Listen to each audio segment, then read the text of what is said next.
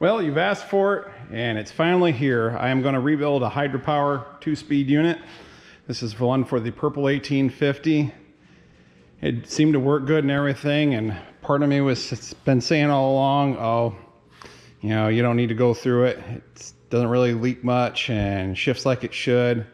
Then I remember the advice I give everybody else. It's out.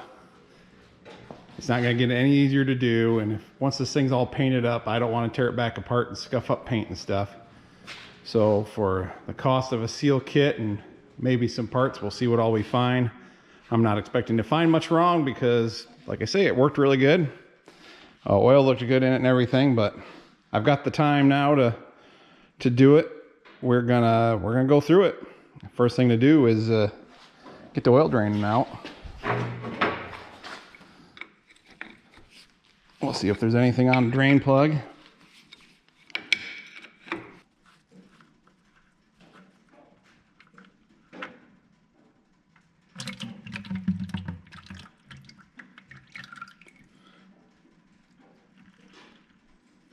Fluid looks good.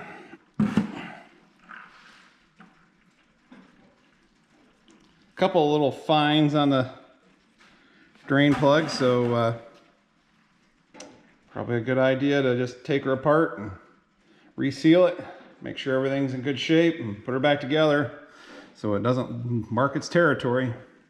There's a few different ways to come at these depending on what all you need to do to it. If you're doing a complete, I guess you just tear it down. We'll go through that, but if you want to just change the rear seal or the rear sprocket, you can do that. If you wanted to pull the side cover off to replace the pump or something, but by the time you're to that point, you might as well just tear the rest of it down. So I am going to start by removing the cooler on the top, the lines. I'll get the bell housing off. Bell housing's pretty simple. I might pull this yoke out just because it makes getting those two bolts easier. Take the bolts off and take the bell housing off. I might be able to get to them. Before I take this loop line off, I want to explain a little bit about that.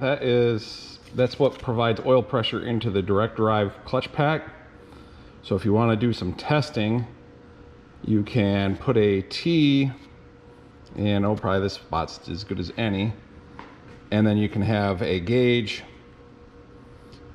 going up to the line, or in the T, and then the line hooked into the other end of the T. So then you can try it, fire up your tractor and spin it up, see what kind of pressure it's putting in out when shouldn't be basically nothing when you're in an underdrive.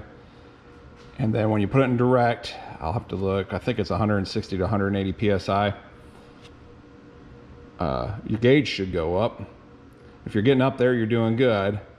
If it's reading low, the next thing you want to do is disconnect this line and then just put your gauge right into this port here the line came out of. That eliminates all this stuff for leakage. Then fire it up again and put it in direct, and it won't engage direct because the line ain't there to do it, but it will show pressure. And if your pressure goes up to what it should be, then you know you got excessive leakage inside of here that the pump just can't keep up with. And if your pressure stays low, then either your pump is worn or you need to shim your spool that's inside of this, which we'll go over when I take this cover apart and put it back together. So just a place to test, do some testing there, do some comparison testing so you can kind of narrow down what's going on. So now I'm going to get this line off, and then I will take the lever off, which is just a matter of on these, pulling the cotter pin and the washer and sliding the handle off the end. Then it's a matter of just the bolts around the perimeter and getting the gasket to come loose. All the bolts are out. That's disconnected. There's a dowel pin down here and a dowel pin down there, so that will make it come off a little tougher at first. And for those that are wondering if you can pull this cover off while it's still in the tractor, I just don't see how it could happen. I don't know of it happening.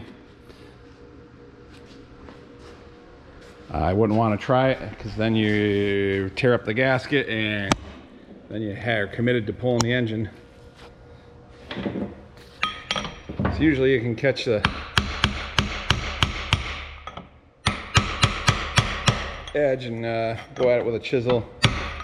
Get it broke free.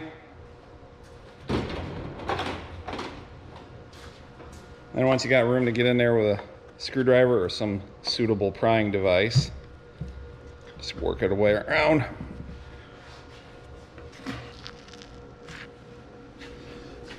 See what's in there.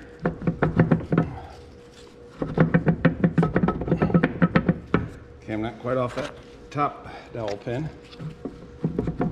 There it goes. There we go.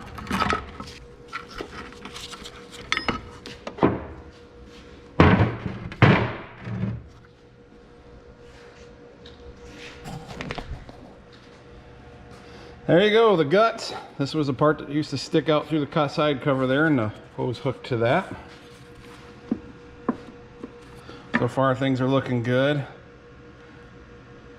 I wasn't sure if this one had been gone through. I figure for the cost of a seal kit, just go through it and make sure it's all right. So next thing, let's see about getting this nut off the back here. First thing is on Hydra Powers, the nut is staked, so you got to get that where they hit it down into that notch, pried back up.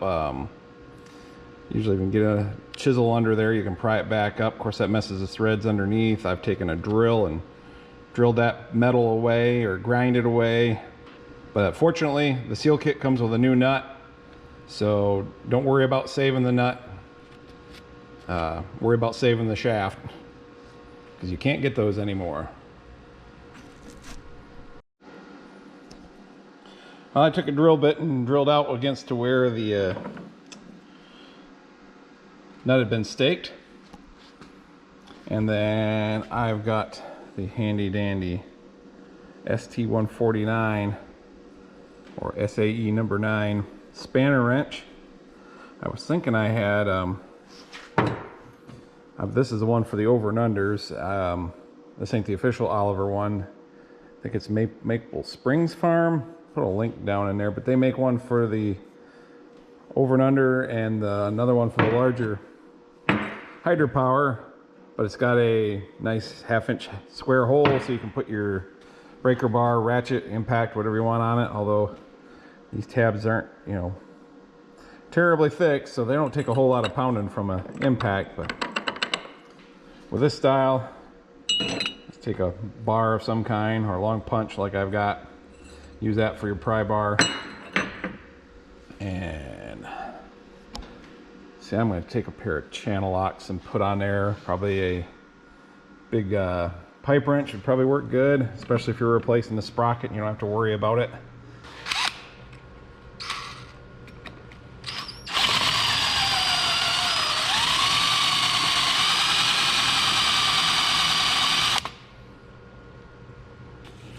Got it to break free.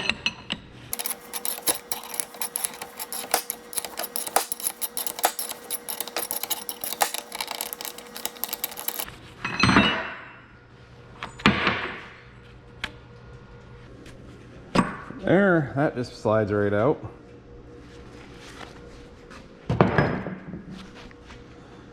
And if you were to want to just change the seal, just get something in there to grab the seal and pop it out. Drive a new one in. There is an O-ring in there. Well, we got to lower the counter shaft down before we can pull the front shaft out of the drum. So let's get that done. We just got this bolt right there. Holds a little. Got that bolt there. It holds a wedge that keeps the shaft in place, keeps it from turning. We'll take that out. I want to be careful not to grab this fitting and wreck that. Usually you get on the shaft and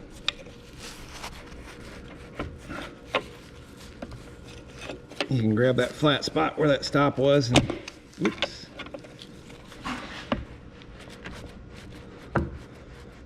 wiggle it out enough.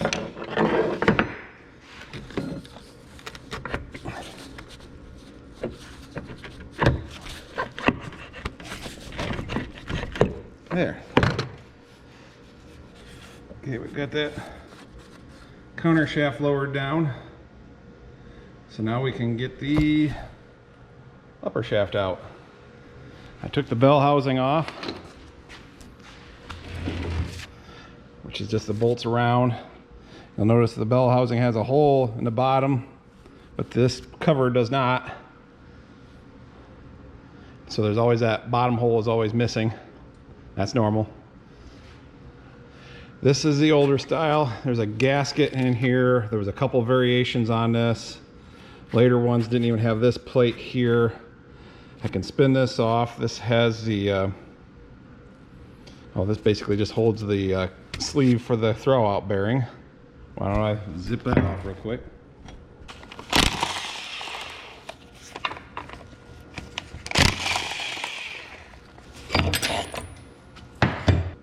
As you can see, this cover here just holds that sleeve. Later ones, they consolidated that all, and the bearing retainer from the back side keeps it all together. There's your output shaft or input shaft seal. So some of you are gonna come across variations that are a little bit different than this. Some of these covers, instead of having a gasket, had an O-ring. Fewer parts, just refinement of the design, but overall the design is the same. But I'm gonna have to knock this to break the seal of the gasket. And the gasket wasn't holding too hard. Once it popped free, it come right out. So there's your input shaft.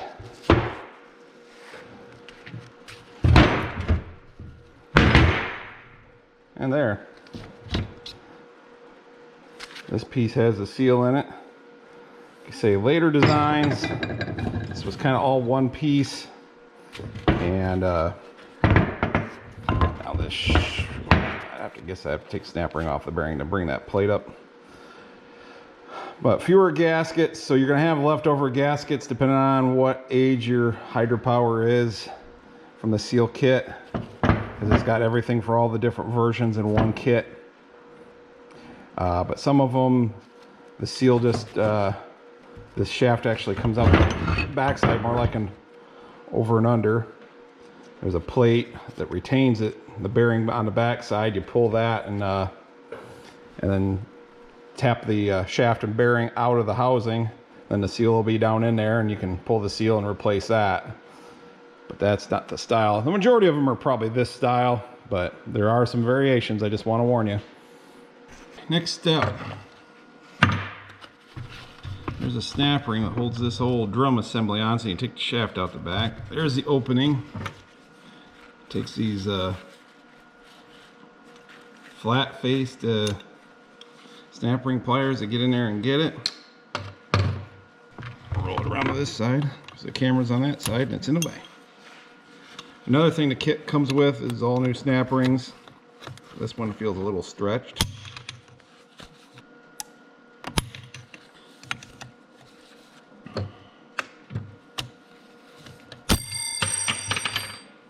Figures, the light dies and snap ring comes off. So snap ring off, shaft. Next step. Now that I've got the snap ring off the front there, got the gasket seal broke here, or, separated. So now I just gotta pull that out.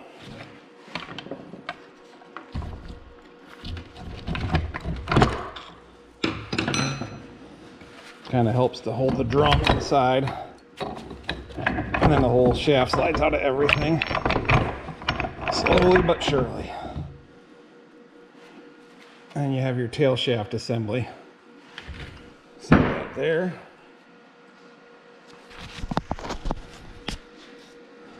Here is your clutch drum that can come out, and the collector ring.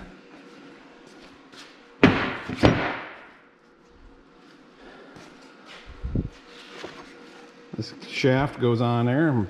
Want to notice that this gear goes on there. You want to notice that the lip, or the side, the longer side, is facing towards the rear. Hopefully that's right. And now that that stuff's out of the way, you can reach in from the front.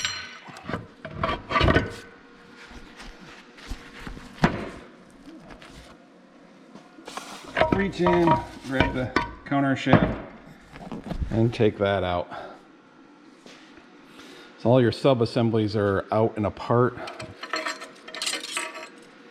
It's interesting. A shim. Don't recall ever seeing one with a shim behind the thrust washer. Get around and drain the rest of the oil. Peel this gasket off the front here. There's an O-ring in the housing down here that seals the front of the counter shaft. That'll have to come out. All the gasket needs cleaned up.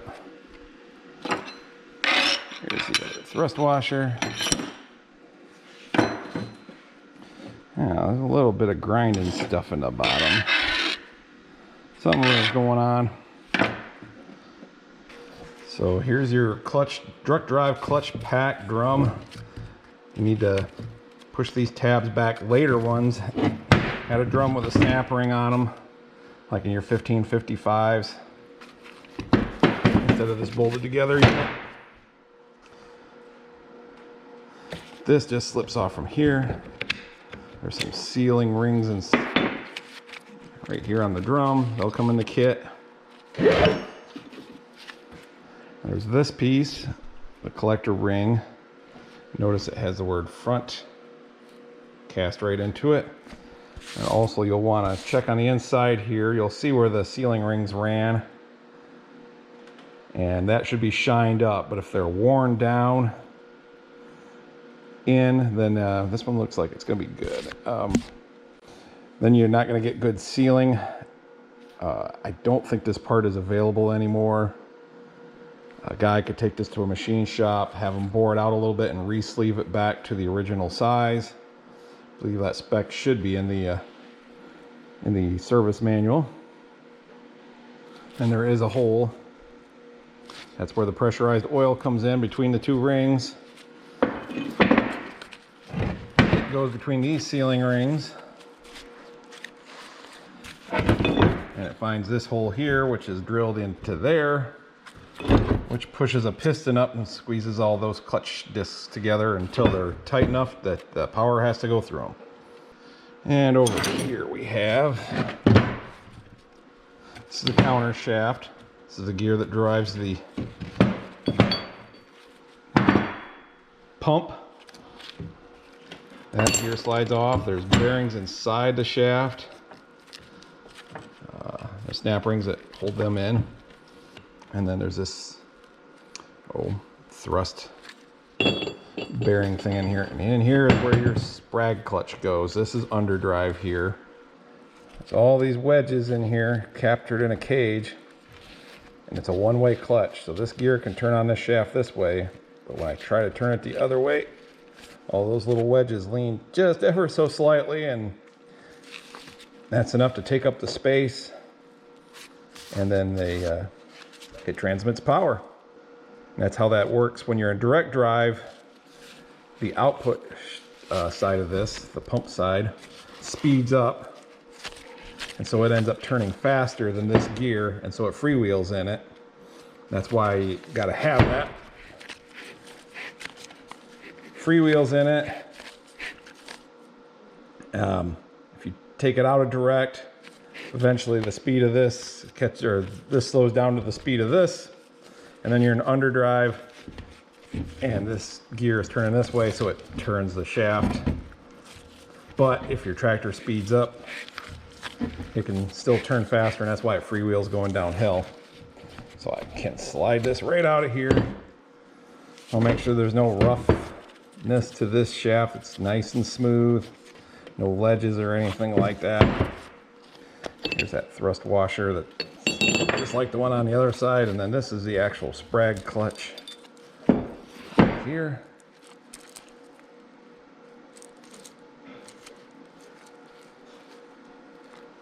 amazing to me that all those little wedges, without tearing everything up, just leaning a little bit, can transfer the power between two smooth metal surfaces. But they do. Tail shaft assembly. Before I can pull the shaft out, there's an O-ring down in there. You can just see it. Got to pick that out. So if you're just replacing the rear seal, don't forget to do this O-ring as well, because it could be leaking through the splines instead of through the seal.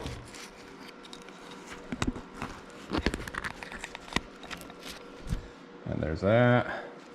And look, the spring was off the seal.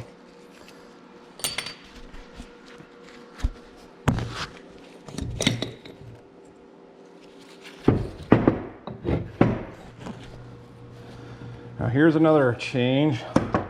This is out of an 1850, so it's new enough to have the updated shaft. Early ones, there was no step. It was pretty much splined from one end to the other, and you had to put all this stuff together. There were no, you got this spacer and a shim stack here.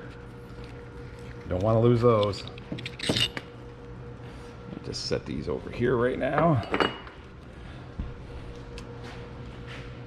But when they updated it, they put this ledge in here. So you got to change gears and stuff because of the size of the splines. But prior to that, and so if you're doing like basically an 1800, 1900 Hydra power, unless hopefully it's been updated and it's got this style, but there's still some floating out there. My 1800C has still got the original style shaft. You have to put it together and preload. We'll show some of that when we get to the assembly. But you have to have everything on here, and it pushes against the snap ring, and you set the bearing load with the nut on the back there, and then stake that in place. Well, when they started getting loose, things could wobble and dance around and shake, cause vibrations, or the snap ring could pop off the end of the shaft here because of the pressure against it. So they came up with this improved shaft where the bearing actually rests against a solid surface, and then you just got that spacer and the shims, the other bearing on. Like I say, we'll go over that in reassembly on setting the bearing load. What else we got? Oh, we got to do this. So I'll do that, but I'll gotta knock these tabs back so you can get all these bolts loose. So I'll do that.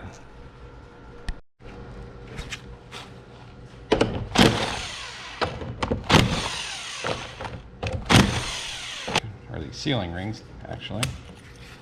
Well, it's nice and convenient. Maybe. Come on.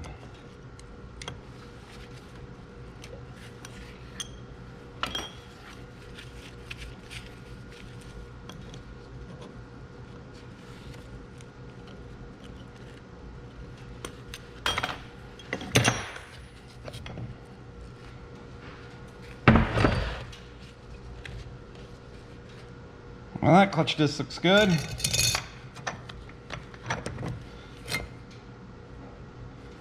Looks good.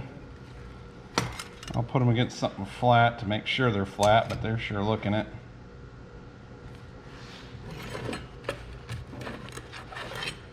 Yeah, that one seems flat.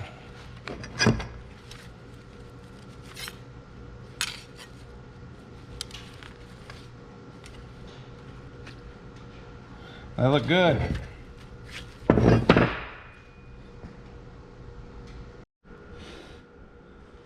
Now I got the side cover and the vise. These two bolts here, 3/4 inch head, 1/2 inch bolts, hold the pump on. Zip them out and get the pump off. This is the hole that that collector ring came through and the hose connected to. And it's a good idea. This O-ring, definitely replace it, but it'll be in the kit. They don't label the O-rings in the kit, so you kind of basically got to compare what you took out. So kind of keep track of them so you can compare what O-ring you took out to what's in the kit. You can also measure them. The measurements are in the parts book if you've got that. Those are online. on agcopartsbooks.com. So let's see, let's take the pressure control spool out. That's this one.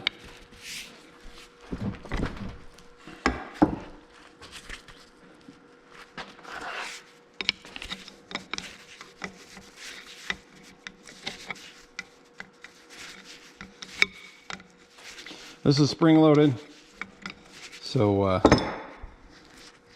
don't think there should be too much pressure against it, but just, yeah, just a little bit. And there could be shims there. This one doesn't have them, or if there are, they're in on the other end of the spring. Use my O-ring pick to get that out. There's the spring. And then I need a bolt to get the spool out. Apparently no shims. That's another thing that comes with the seal kit is shims. So if you need some to adjust the pressure, there's a few in there. This lower plug is for the, oh shoot, the lube pressure circuit. Okay, got that broke loose. Scan another spring there, so be careful or prepared for some pressure. This one, the poppet usually comes right out with it. And then I got a bolt, 5/16 regular old bolt, just long enough to reach in there. Yay long.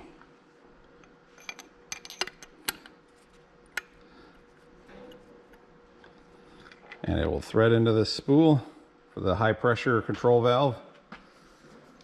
And let you slide that out. And it's nice that they thread that, because every now and then a little fleck of metal or something will get on this surface here and keep it from moving. And that can cause low pressure. And of course, getting that thing out of there would be tough, but if it's, you can just thread a bolt into it, at least then you can grab onto it. So now we got normally these are like a hex socket bolt. So this has definitely been our bolt, set screw. And they're pipe thread. And they're usually tough to get out. And I usually have to heat them, but this one's been replaced before, so I'm gonna guess it's gonna come out without too much trouble. But that holds a spring and detent ball for the shift spool. Oh yeah, nothing to it. And then the problem with putting heat to it is that spring under there usually can lose its tension. You don't want it to lose too much, but sometimes you got to do what you got to do to get things apart without destroying them. Whatever Oliver used to seal pipe threads, it was tough stuff. So there's a little pipe plug. I'm guessing that's 1/8" pipe thread. You can see the spring down in there. So as I pull the spool out, it should pop up. I might have to, probably the smart thing would be to flip this over and catch it in my hand, not lose it. So I'll do that real quick. There's a shift spool. All that seals that is this O-ring right here in this groove.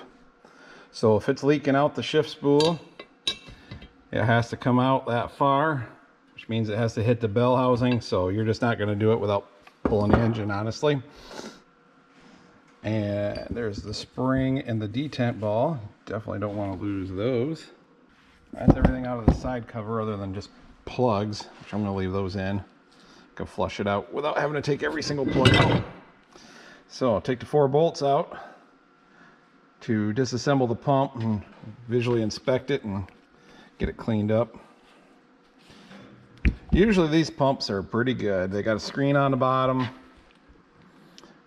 Not too often I've had to replace one. They seem to hold up pretty good even when they go bad. The rest of the unit goes bad and there's chunks floating around. But never say never, so always check them out. Spun the nuts off, and then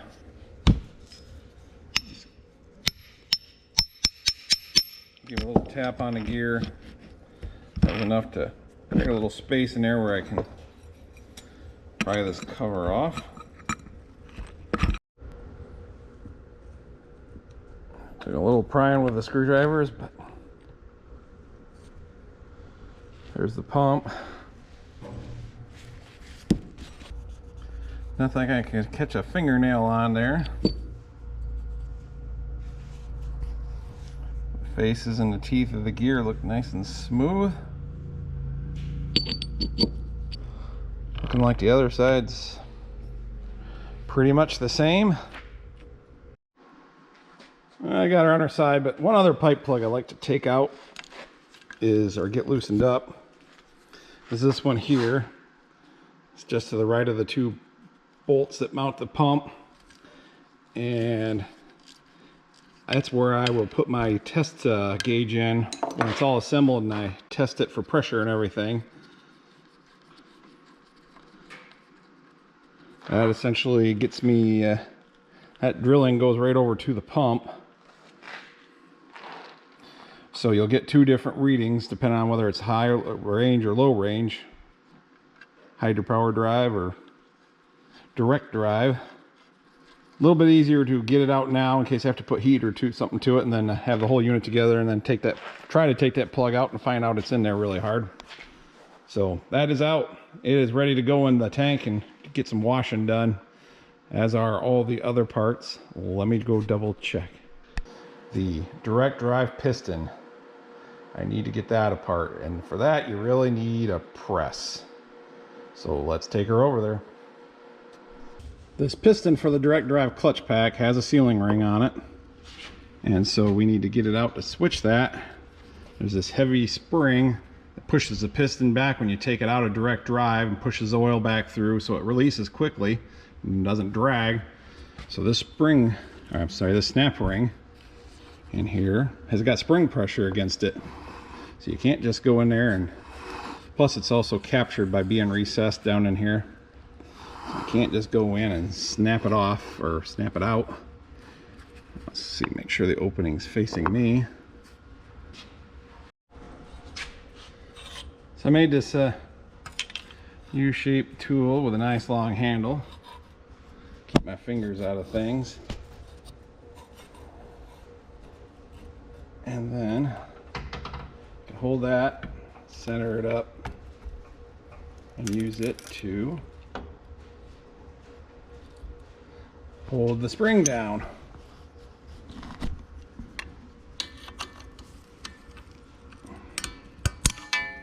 Oh, come on. My stamp ring pliers are getting worn.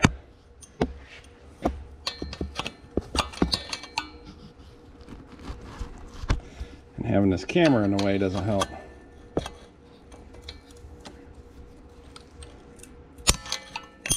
Maybe if I flip them over.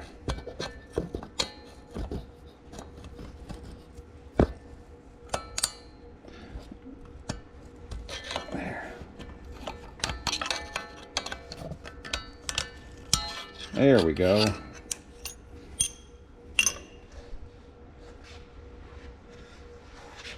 Then I can slowly let the pressure back off. Lift it up, take my tool out. There's the hole. Quick shot of air. And boom! She's out. You got this big ring on the outside, and then there's a sealing ring on the inside there. Right in there. That's one of them hook types. This big outer sealing ring stuff is pretty easy to get off. I did that by hand. This one usually ruins them, especially if you got a big fat pick like I did it. I don't know how well that showed up, but I was able to squeeze it down. Let me just get it out of there.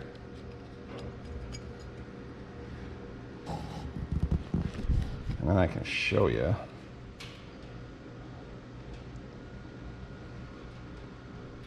There, you can kind of see them. When you squeeze them in the groove, you got a little hook and they hook together. I think we are disassembled. Lots of bits and pieces. Got the case kind of draining there. I think it's time for some cleaning, and that don't make for very good YouTube, unless this was the cleaning channel. So we'll call this one good, and hopefully in another week I'll have the putting it back together video. I've got a couple of seal kits coming.